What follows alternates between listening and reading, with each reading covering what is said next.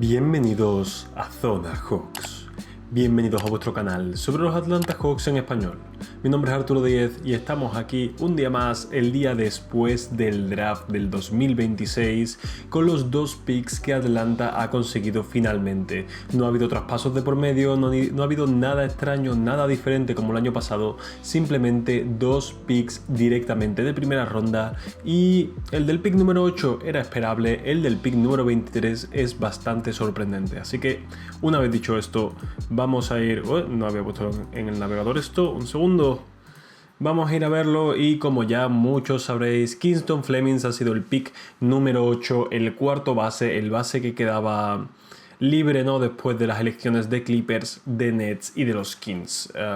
Muchos, no, yo creo que en este canal yo también queríamos a Mara. Mara finalmente ha sido el pick número 12 para los Thunder y me hubiera gustado tenerlo, pero bueno, Flemings también es un poco un base para el futuro, ¿no? El intercambio, el cambio natural de CJ McCollum una vez que ya no quieran renovarlo. Ese año de renovación de McCollum evidentemente también es para que sea mentor de Flemings, ¿no? Muchas cosas ahí, muchas cosas esperables. Pues, ¿qué podemos esperar de Kingston Flemings? No, pues es un buen anotador, tiene un buen tiro de media distancia, es un jugador rápido, es un jugador veloz, ¿no? Sus comparaciones son mucho de Maxi, de John Wall, de Aaron Fox. Y tiene buena presión del aro, aunque no saca muchos tiros libres. En defensa es un buen defensor sobre el balón. Es verdad que no es el mejor navegando pantallas, pero es bueno sobre el balón. Es un buen repartidor, no increíble, pero reparte bien. Sobre todo pierde poco la pelota, aunque es eso, no es un base espectacular, es más bien un anotador, pero pierde poco la pelota, así que eso es bueno. Y ha tirado bien de triple, pero todas estas cosas hay que matizarlas, ¿no? Si lo vamos aquí a ver... Kingston Flemings, ¿no?, un poco sobre sus datos, vemos que solo ha tirado 3 triples por partido esta temporada. Es verdad que ha marcado un 39%, pero es poco más de un triple por partido, así que realmente son números en poco volumen y que no hay que hacerle tanto caso. Buen porcentaje de tiros libres, pero otra vez solo 3,5 tiros libres por partido. Es verdad que he leído cosas por ahí y pues su universidad, ¿no?, creo que es la de Houston si no me equivoco, nunca ha tenido un buen sistema para conseguir que los jugadores saquen tiros libres, por lo que no es tanto su culpa, pero es verdad que sigue siendo un problema. El tiro de 3 es un problema. Y el otro problema, que lo podemos ver aquí, ¿no?, en estas diapositivas que hice, que sigo reutilizando, es que Flemings es un jugador pequeño de menos de 1,90 y que solo tiene un wingspan de +1. Porque os hagáis una idea, los jugadores de NBA suelen tener una envergadura mucho más grande. Aquí podéis ver como Akuf tiene casi más de 10 centímetros más de envergadura de lo que mide. Luego también podéis ver aquí a Wagler, que también tiene... Bueno, él no tiene tanto, pero es un jugador más alto. Aquí podéis ver a Michael Brown, también 10 centímetros más de envergadura que de tamaño. No, en general eso es una cosa normal. Entonces cuando tu envergadura es igual o casi igual que tu tamaño, eso puede ser problemático, es uno de sus mayores problemas. Pero luego tiene muchas cosas positivas, ¿no? Quitando esos ratios de tiros libres, de triples, es lo dicho, un buen defensor sobre la bola, pierde pocos balones, apenas 1,8 perdidas, dando 5,2 asistencias, lo cual está muy bien. Es un jugador también muy joven, de 19 años, que puede mejorar mucho. Tiene un buen porcentaje de tiro de campo, ¿no? Ataca bien el aro, pone mucha presión en el aro, tiene buenos porcentajes en general, si no se toma tan en cuenta pues los ratios de los tiros que ha conseguido. Muy buenas métricas a lo largo de todo esto. Es verdad que en el tournament no destacó tanto, no tuvo partidos tan espectaculares, pero es un jugador sólido, un jugador que puede aportar mucho. Una estrella tal vez no sabemos si llegue a ser, no tiene tanta pinta, pero es un jugador que puede ser un buen base o un buen guard para el futuro. En el mejor de los casos, digo, desarrollarse en un jugador tipo Tyrese Maxey. Si consigue mejorar a lo mejor su triple, un jugador más pues cerca de lo que es Nickeil, ¿no? Es verdad que Nickeil es mejor defensor, pero puede ser mejor ofensivamente. Si es un jugador que es interesante, vamos a ver qué tal lo hace esta temporada. Saldrá probablemente desde el banquillo, pero vamos a tener un buen manejador desde el banquillo, una cosa que necesitábamos desesperadamente, y con suerte así tendrá muchas repeticiones. Pero ya hemos visto también que Quinn Snyder se resiste un poco a darle minutos a los rookies, así que esperemos que sí se los dé, porque tampoco haya muchas más opciones, ¿no?, y pueda tener pues un poco las llaves del equipo en esa segunda unidad y así desarrollarse y quién sabe si incluso acabar llegando al quinteto titular y desplazar a alguno de los jugadores al banquillo, pero bueno, funcionó también el año pasado, que yo no creo que vaya a ser esa la idea, sino que él salga del banquillo y pueda generar para el resto, que es algo que se necesita, y pueda marcar puntos, que también nuestro banquillo, quitando Kuminga, ¿no?, durante esa serie contra los Knicks, estuvo muy mal. Así que esto es un poco todo de Kingston Fleming, no puedo decir mucho más, ya habíamos hablado de él, todos sabíais que tenía otros jugadores que eran mis preferidos, ¿no?, sobre todo Keaton Wagler, incluso Michael Brown. A Kuz no lo quería, pero Fleming será como decir de tampoco lo quiero, pero entiendo que se le vaya a elegir. Evidentemente para mí Mara hubiera sido una mucho mejor elección desde mi punto de vista, pero se ve que los Hawks valoraban más tener a un base, ese potencial, no ese talento que puede llegar a tener, que un jugador como Mara. Tal vez le ven un techo más como un Zakiri o algo así. A mí me parece que sigue teniendo muchísimo valor en la NBA actual, pero no consideraban lo mismo los Hawks, lo dicho. Esperable, muy esperable que fuera a ir así el draft, ¿no? Si podemos ver de hecho las selecciones del draft aquí en un momento, no la he puesto, pero las puedo buscar en un momento para ver qué tal están. Sí, porque no es aquí, perdón, ahora vamos con eso.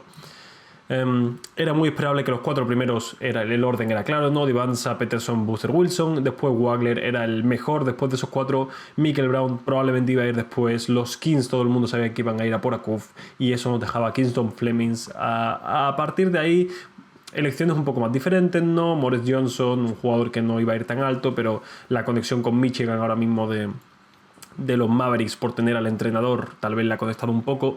Y muchos picks por aquí interesantes, y tenemos que ir al pick que hemos hecho nosotros, el de Stufy Ejiofor, un jugador que sinceramente no lo tenía ni en el radar.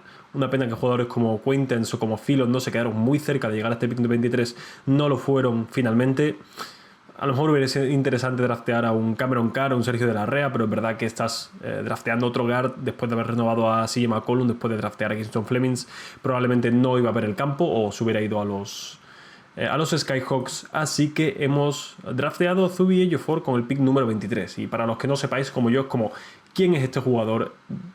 ¿Qué es? ¿De dónde viene? Pues es un otro pivot pequeño. Es un jugador que juega de 4, 5, 6, 8, es decir, unos 2,03 metros. Es verdad que sí que tiene un wingspan un poco más grande, ¿no? De unos 2,16, 2,18 o así.